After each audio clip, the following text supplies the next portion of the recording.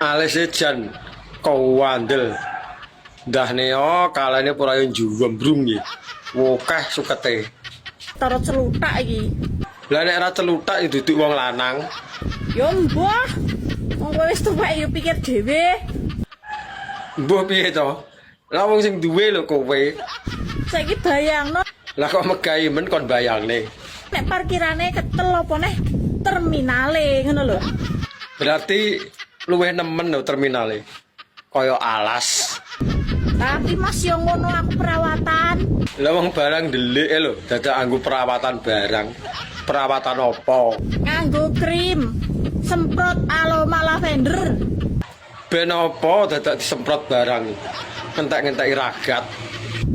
Ora kaya ngono mbok beno geong-geong apek abu-abu ngono kuwi ya. Tara sing apek kuwi lho sing ngangeni. Ngono-ngono ndah mbok goleki, mbok endusi, mbok ambungi. Kan kadang kala Mbok rewangi tukaran karo wong, gelut karo kanca, ngentekno dhuwit, ngentekno bondo. lah kok kurang gayan men ngelabui dalan uyuh direwangi gelut. Prei Macem-macem kowe. sak macem ae to. Kok bingung barang semak-semakku ki?